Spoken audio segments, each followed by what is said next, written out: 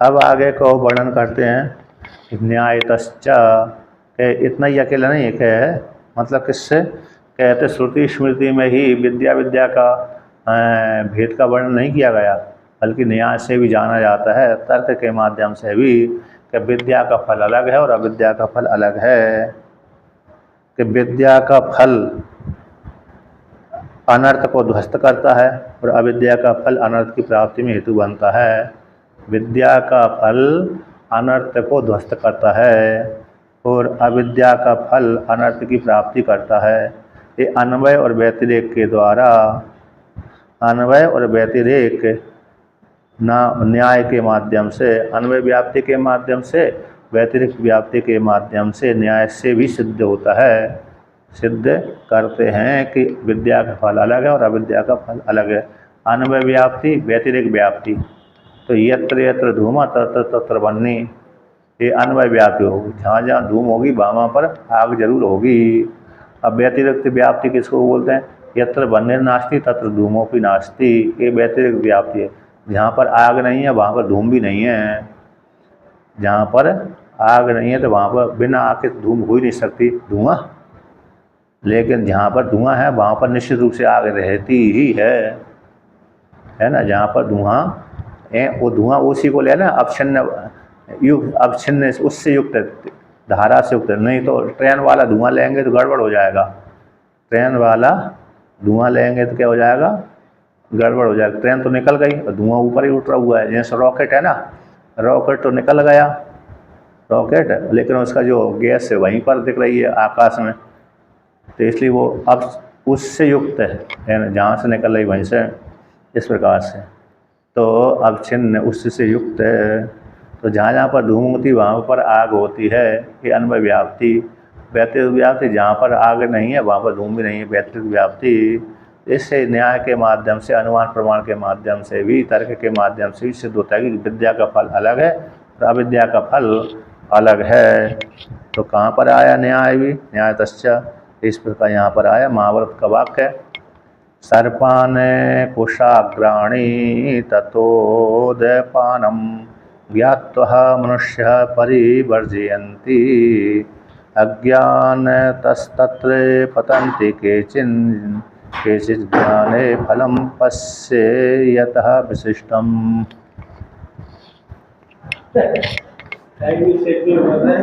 दे तो यहाँ पर कहते हैं कोई व्यक्ति है जो ज्ञान के द्वारा, अज्ञान के द्वारा, जैसे सर्पों को देख करके और कुश का अग्र भाग, यानी कुश का जो अग्रभाग में कांटे होते हैं, कांटा होता है ना, कुश यानी कंटक यहाँ पर ले लेना चाहिए। तो कुश के अग्रभाग जैसे छेद उसके अग्रभाग को लगाएंगे ना तो चुभ जाता है। तो सर्पों को देख करके, कुश के अग्रभाग को देख करके, यानी कांटों को देख करके, होता था उसी प्रकार से उद्पानम, यानी उस उत्पान करता कूप है, गड्ढा, इनको देखकर, इनको जानकर मनुष्य इनको दूर हट जाते हैं। परिवर्जयंती, परिवर्जयंती अलग अलग हो जाते हैं, मतलब सर्प को देख करके व्यक्ति रास्ता बदल लेता है और कांट को देख करके वो उस जगह को छोड़ देता है और कुआं को देख करके व्यक्ति किनारे से निकल जाता है।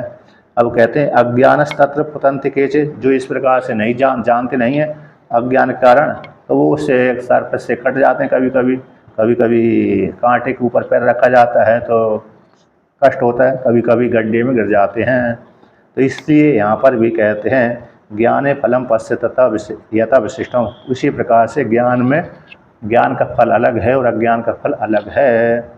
तो ज्ञान में जो फलम, ज्ञान का जो फल इस प्रकार से विशिष्ट फल है, अतः ज्ञान के द्वारा व्यक्ति को अज्ञान निवृत्ति हो जाने, दुख की प्राप्ति नहीं होती, सुख की प्राप्ति होती है, और अज्ञान के कारण व्यक्ति को दुख की प्राप्ति होती है।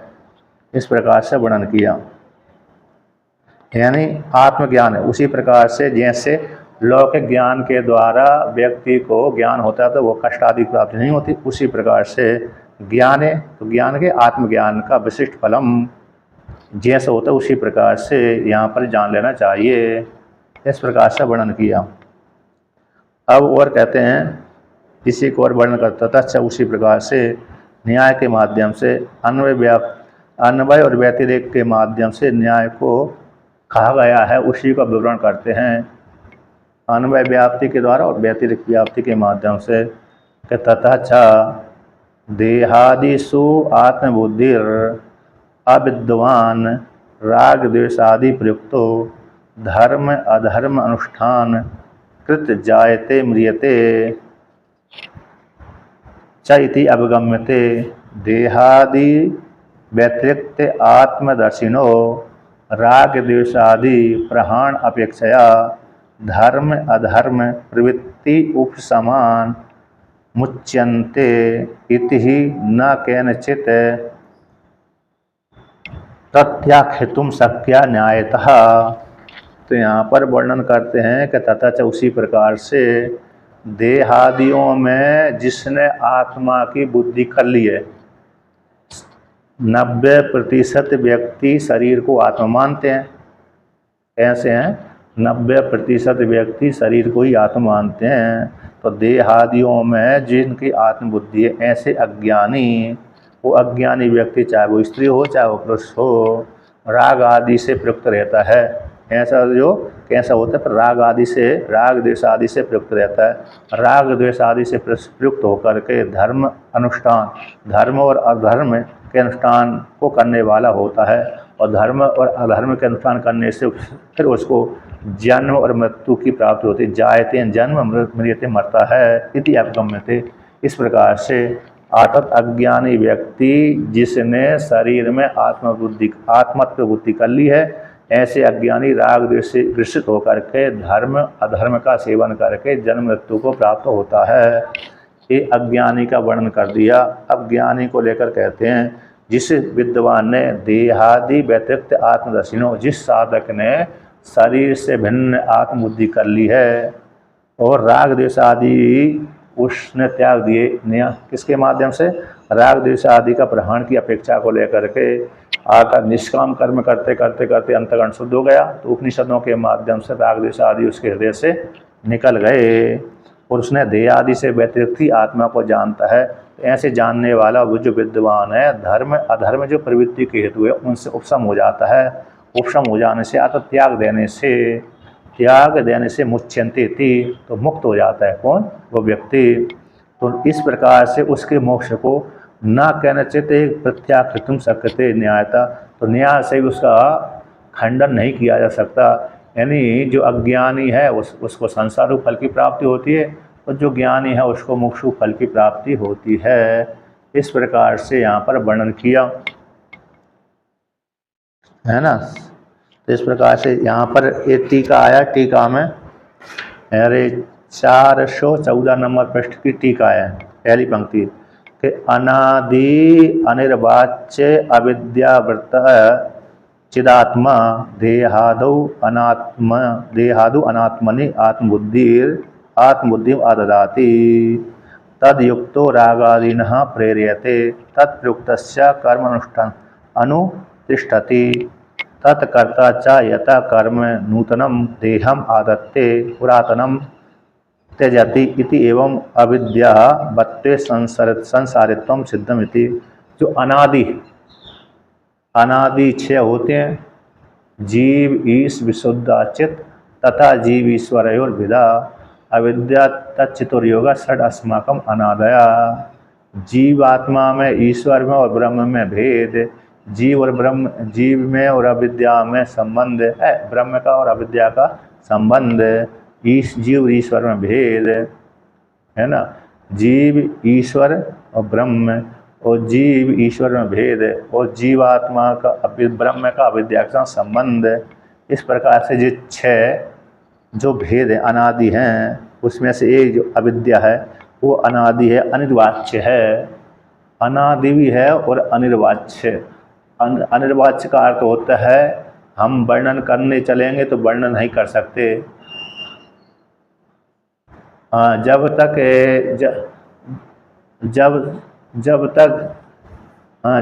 ज्ञान नहीं है तब तक तो अनंत बनी रहती है, जब ज्ञान हो जाता है तो अंत वाली हो जाती है। जी जी जी। तो इसलिए अनिर्वाच्य का अर्थ हो गया, जैसे हमने आज का घर का वर्णन ऐसे किया, हमने इस रंग वाला आज का घर है, अब अगले दिन भूकंप ही आ गया। जब भूकंप आ गया तो घर को ही नष्ट कर दिया उस भूकंप ने। तो इसलिए वर्णन नहीं कर सकते, ऐसा ही हमेशा बना रहेगा। इसलिए अनादि और अनिर्वाच्य अविद्या से आवृत जो चिदात्मा था, चेतन जीवात्मा था, वो ऐसे देहादि जो अनात्मा है उसमें आत्मबुद्धि कर लेता है। तो आत्मबुद्धि को धारण कर लेता है। आत्मबुद्धि रखते ही, शरीर में आत्मबुद्धि रखते ही उससे युक्त राग आदि के द्वारा प्रेरणा पाता है, क्योंकि शरीर में राग हो जाता है। स्त्री पुरुष का आकर्षण को लेकर के, स्त्री पुरुष के शरीर को लेकर के राग आदि हो जाते हैं। राग आदि से प्रेरित होकर के फिर तत्से प्रयुक्त होकर कर्म का सेवन करता है, अनुष्ठान करता है। अनुष्ठान करने के कारण उसको कर्ता संज्ञा हो जाती है। अब जैसे कर्म करेगा उसी के अनुसार शरीर की प्राप्ति होगी, अन्य योनि की प्राप्ति होगी। वो पुराने कर्म, जो जिस कर्म पुराने कर्मों के द्वारा नए शरीर की प्राप्ति होती है, तो जो शरीर भोग लेता है उसको त्याग देता है। इस प्रकार से अगले शरीर की प्राप्ति होती रहती है। एवं इस प्रकार से अविद्यावत वाले में संसार की प्राप्ति होती है। जो अज्ञानी व्यक्ति है उसको संसार रूप फल की प्राप्ति होती ही रहती है। इस प्रकार से वर्णन किया। और जिसने व्यतिरेक के द्वारा, जिसने अरे ध्येया राग आदि का त्याग कर दिया उपनिषदों को ग्रहण करके, और शरीर में आत्मत्व बुद्धि नहीं रखी, शरीर में आत्मत्व बुद्धि नहीं बल्कि शरीर साधन है, शरीर आत्मा की प्राप्ति का साधन है, इस प्रकार से जानता है।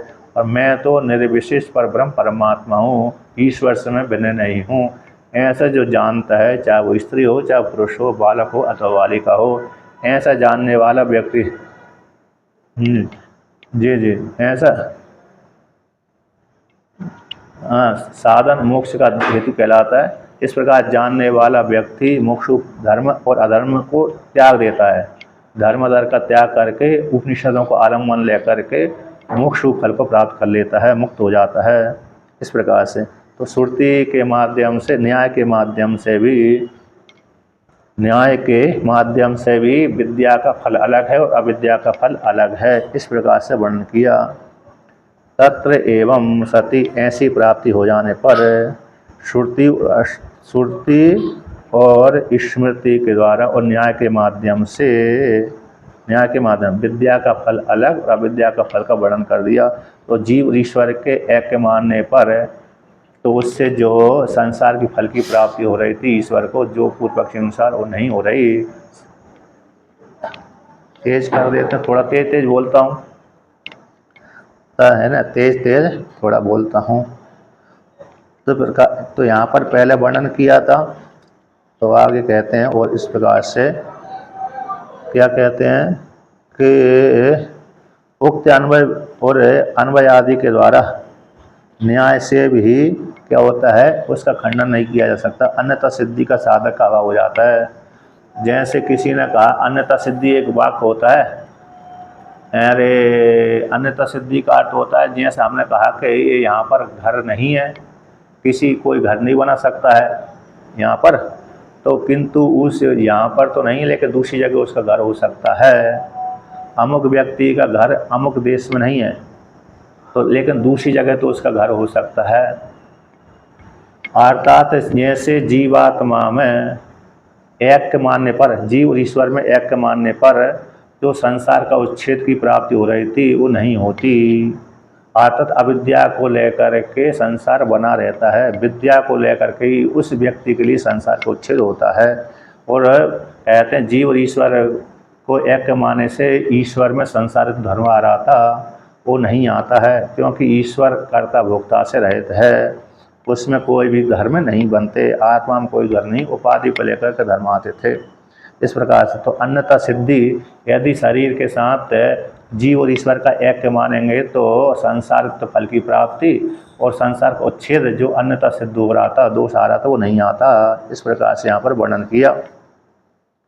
अब अन्वय आदि से, अन्वय व्यतिरेक के माध्यम से अन्यथा सिद्धि की प्राप्ति न होने पर अब जो शंका थी उसकी प्राचीन शंका थी, है ना, अनन्यता सिद्ध हो जाने पर, अन्यथा सिद्धि की ना प्राप्ति हो जाने से जो पहले शंका की थी उसी को यहाँ पर लेते हैं कि तत्र एवं सती ऐसी प्राप्ति हो जाने पर, कैसी प्राप्ति हो जाने पर, कहते ज्ञान और अज्ञान के द्वारा, ज्ञान के द्वारा एक रूप फल की प्राप्ति, अज्ञान के द्वारा भिन्न भेद की प्राप्ति, न्याय के माध्यम से स्वरूप भेद में और कार्य भेद में स्व सिद्धांत के द्वारा परस्पर दोनों का, जीवात्मा पर और परमात्मा का एक होने पर भी बुद्धि आदि की अपेक्षा को लेकर, किसको, बुद्धि आदि उपाधि को लेकर के भेद की प्राप्ति हो जाती है, अविद्या का फल है।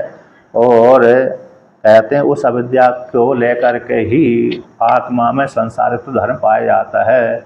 जब विद्या के माध्यम से अविद्या की निवृत्ति हो जाती है तो उसमें आत्मा में कोई भी संसारित्व धर्म नहीं है। तो एवं तत्र एवं सति क्षेत्रज्ञस्य ईश्वरस्य एव सतो अविद्याकृत उपाधि वेदतः संसारित्वम ही भवति। तो इस प्रकार से जीवात्मा परमात्मा का एक हो गया, ईश्वर बन गया। उसी जीवात्मा रूप ईश्वर में इन सारे क्षेत्रों के भीतर मैं ही हूँ। भगवान ने कहा था ना, भगवान ने वर्णन किया था, जो क्षेत्र को जानने वाला क्षेत्रज्ञ, वो सारे क्षेत्रज्ञों को मुझको ही जानो, ऐसे भगवान ने कहा था। तो ऐसे क्षेत्रज्ञ रूप जो ईश्वर है, उस ईश्वर का, ईश्वर में अरे संसार धर्म कब आता है कि अविद्याकृत उपाधि को लेकर के ही संसारित्व ईश्वर में आता है, जीवात्मा में आता है। संसारित्व धर्म रूप उपाधि को लेकर के ईश्वर रूप जो जीवात्मा है, उस जीवात्मा में संसारित्व धर्म कब आता है, अविद्या रूप उपाधि को लेकर के। अविद्या को हटा दो तो ईश्वर रूप जो जीवात्मा है उसमें कोई भी संसारित्व धर्म नहीं है।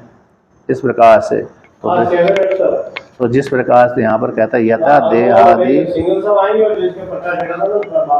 तो यथा देहादि आत्मत्वम आत्मनः, तो यहाँ पर वर्णन किया था कि आत्मा में, तो आत्मा में देहादि का जो धर्म है अविद्या रूप उपाधि को लेकर के है। इसको लेकर के अविद्या रूप उपाधि को लेकर के ही आत्मा में ये आरोप हो जाते हैं देह शरीर आत्मा है। कैसे शरीर आत्मा, इस प्रकार से यथा देहादि आत्मत्वम आत्मना। तो देहादि में आत्मबुद्धि कैसी होती है, आत्मा में जो देहादि की बुद्धि, देह वो आत्मा मानना, ये अविद्या रूप उपाधि को लेकर के होती है। अविद्या रूप उपाधि नहीं है जिसमें अज्ञानता नहीं बैठी है, तो फिर व्यक्ति अब शरीर को आत्मा नहीं मानता, शरीर के भीतर की आत्मा को आत्मा मानता है। जैसे हम श्रृंगार करते हैं ना शरीर का, तो श्रृंगार करते हैं तो हम इसी शरीर को ही आत्मा मानते, इसलिए ज़्यादा श्रृंगार करते हैं।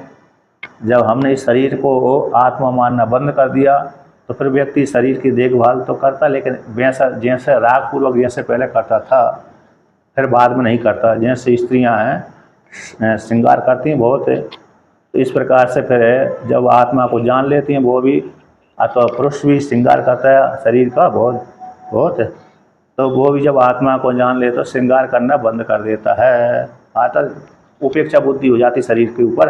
हाँ, जिन चलती का नाम गाड़ी, रुक गई तो खटारा, है क्या नहीं। इस प्रकार से तो जब पता कि शरीर को आत्मत्व बुद्धि मानते, शरीर में आत्मा धर्म में बैठा हुआ है, शरीर को ही आत्मा मानते, तब तक शरीर की बहुत सेवा भाव करते हैं, श्रृंगार करते हैं, हम सजाते हैं।